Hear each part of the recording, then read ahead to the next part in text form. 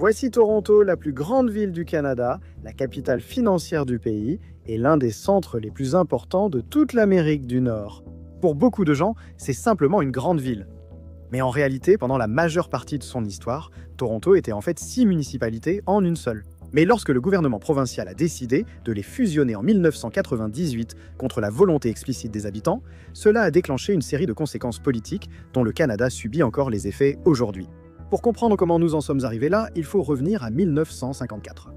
Parce que ce qui existait avant n'était pas le chaos. C'était en réalité un système assez sophistiqué. Voyez-vous, la région métropolitaine de Toronto a été créée en 1954 par le gouvernement provincial de l'Ontario. C'était une autorité régionale conçue pour coordonner les infrastructures à travers la ville de Toronto et 12 autres municipalités environnantes. En 1967, alors que la croissance d'après-guerre comblait les espaces entre elles, ces 13 municipalités ont été regroupées en 6. La ville de Toronto, North York, Scarborough, Etobicoke, York et East York. Frédéric Garner, l'architecte de tout cela et premier président du métro, a supervisé un boom immobilier d'après-guerre qui a transformé cette ville canadienne moyenne en grande métropole. Au début des années 1990, le métro Toronto était vu comme l'une des régions urbaines les mieux gouvernées d'Amérique du Nord, attirant des urbanistes du monde entier. Les 6 municipalités qui le composaient avaient chacune des caractéristiques distinctes. La ville de Toronto, aujourd'hui appelée l'Ancien Toronto, était un centre urbain dense et progressiste, berceau des arts, de la culture, des tramways et d'une tradition politique axée sur l'intérêt public. North York, juste au nord, était la plus peuplée des 6 avec plus de 560 000 habitants. Et pendant 25 ans, elle avait été façonnée presque entièrement par un seul homme, Mal Lastman, qui l'avait transformée en ce qu'il appelait une ville de classe mondiale, avec son propre centre-ville sur le corridor Yonge et Sheppard. Scarborough, à l'est, était fortement suburbain, résidentiel d'après-guerre, avec une forte identité locale et le sentiment, depuis longtemps, d'être regardé de haut par le centre-ville de Toronto. Etobicoke, à l'ouest, était un mélange de zones industrielles, de banlieues et de fronts de mer.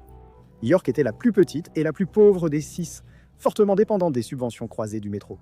East York, en réalité un arrondissement et non une ville, était la communauté la plus soudée, ouvrière d'après-guerre, avec bungalows, associations de quartiers et une fierté discrète mais profonde. Ce n'était pas que des tracés sur une carte, mais de vraies communautés. Alors, qu'est-ce qui a changé ? Eh bien, en 1995, un homme nommé Mike Harris a remporté les élections provinciales de l'Ontario avec un programme appelé la Révolution du bon sens. L'objectif ? Réduire les dépenses, diminuer l'impôt sur le revenu de 30% et éliminer un déficit de 11 milliards de dollars. Il y aurait moins de politiciens, moins de gouvernements et plus d'efficacité. Et Toronto, avec ses 6 maires, 6 conseils municipaux et 2 niveaux de gouvernement, semblait être une cible évidente.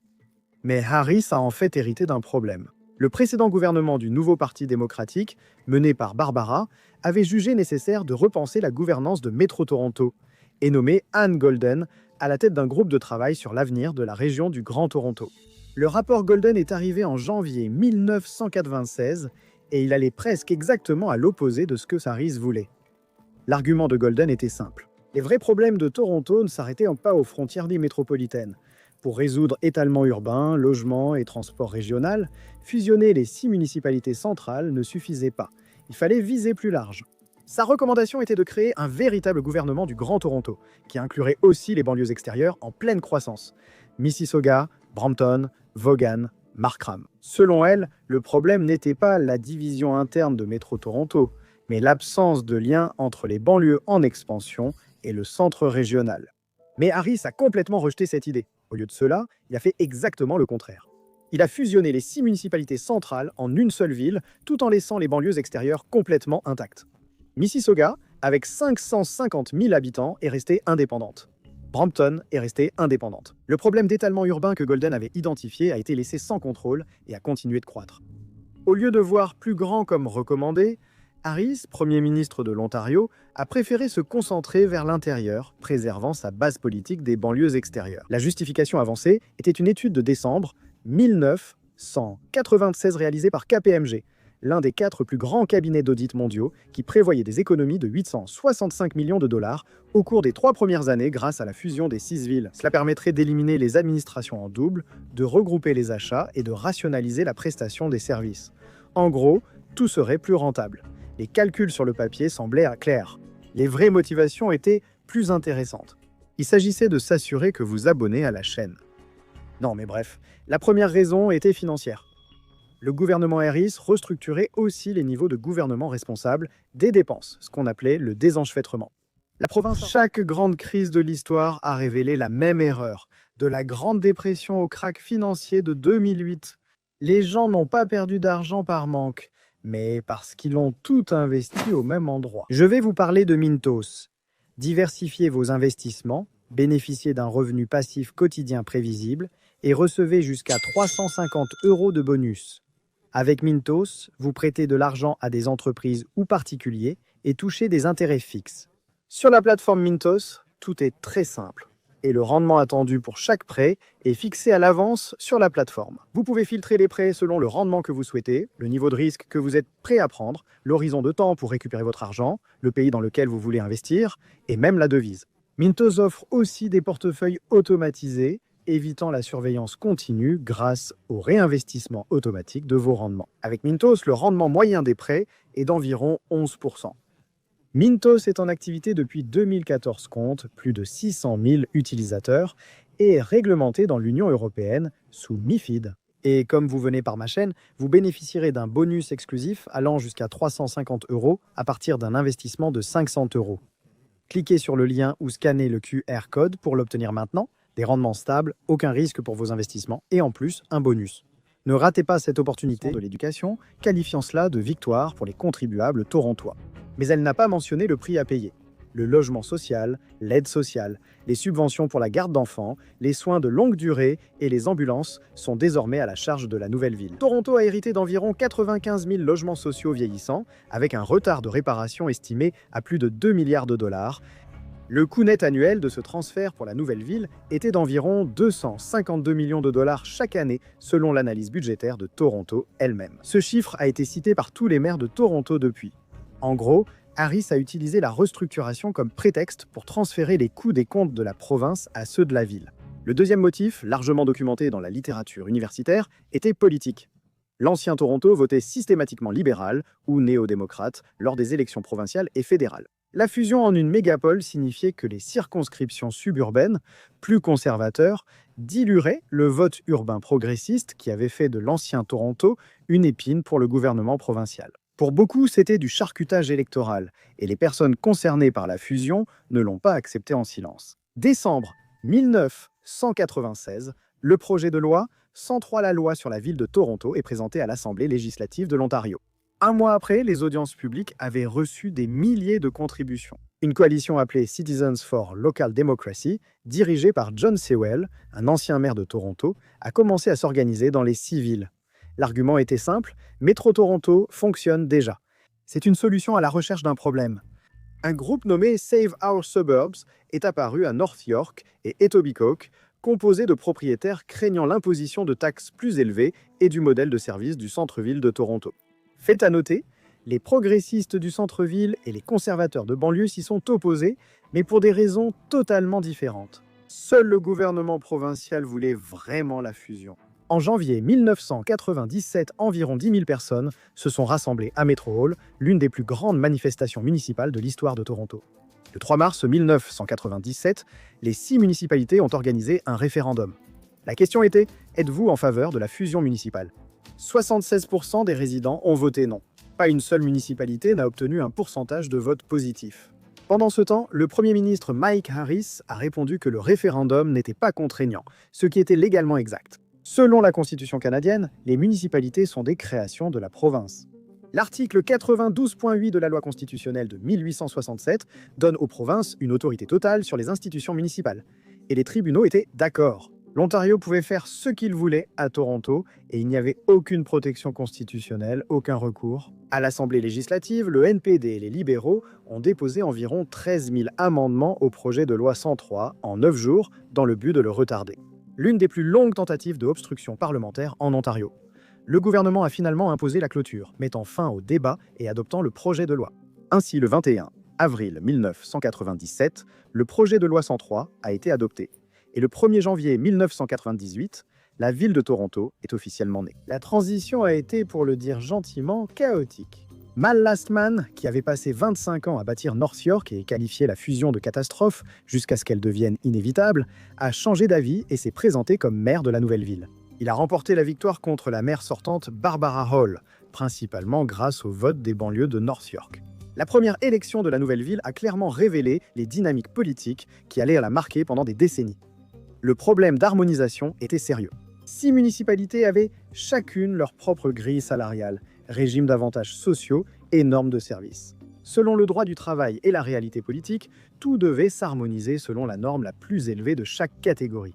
Les bibliothèques d'Etobicoke, autrefois ouvertes moins longtemps que celles de Toronto, devaient maintenant adopter les horaires de Toronto aux frais de Toronto Métro. Cela s'est produit dans des milliers de services. Les économies prévues par KPMG ne se sont jamais matérialisées. L'Institut des finances et de la gouvernance municipale de l'Université de Toronto a publié une rétrospective sur 20 ans, sans trouver de preuves crédibles que la fusion ait réduit les coûts. L'Institut Fraser, un groupe de réflexion conservateur, pas vraiment favorable à un État plus interventionniste, n'a trouvé aucun avantage financier tangible à la fusion. En 2011, le maire de l'époque, Rob Ford, a engagé KPMG pour trouver ce qu'il appelait du gaspillage, son terme pour désigner le gaspillage dans le budget de la ville. Ils ont cherché partout, ils n'ont presque rien trouvé.